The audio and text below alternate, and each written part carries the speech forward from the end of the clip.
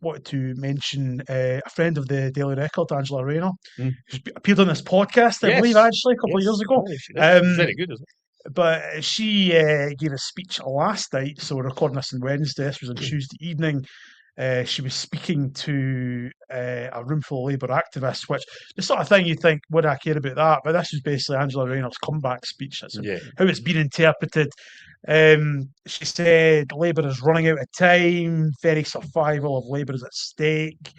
We kind of go through the motions, blah, blah, blah. She basically a long critique of Keir Starmer without actually mentioning by name. Obviously, Angela Rayner no longer in government at the moment, still a Labour MP. Probably very likely she will be brought back into government. Keir Starmer said that himself before.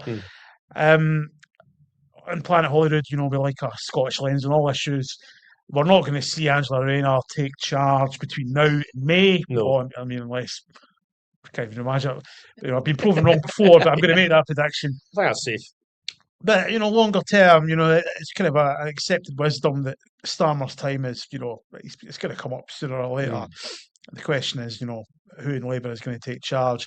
If it was Angela Rayner, do you see Scots getting on with her better than they've got on with Keir Starmer? Well, that's a very low bar, but if Angela Rayner was Labour leader on May 7th, I think Labour would have a chance of winning the election. Okay.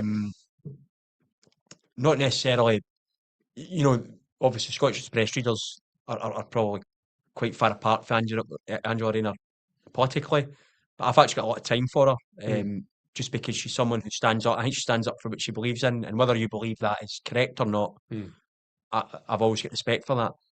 I've never really felt that about Keir Starmer. He seems too slippery, to someone who kind of goes with the wind, sees the way that the wind's going.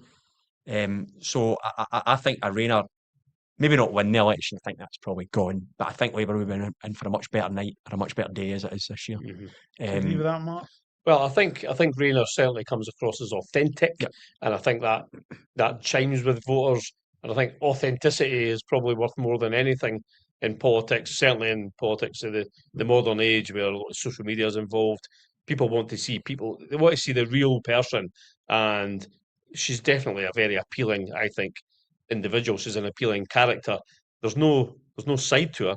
I think she says what she thinks. And I think that would appeal to a broader section of the electorate. I think had she been, if by accident she happened to be a leader now, I think Anna Sarwar would be a lot happier with that. I think Labour would be an easier sell to voters. The only worry for me is that Angela Rayner was absolutely hounded by the right-wing press for a fairly minor infraction on tax and all that, but they absolutely destroyed her.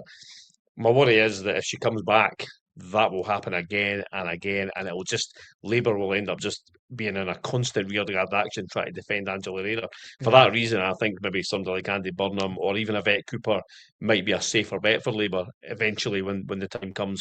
But Rayner would certainly, I think, be the most appealing character for voters.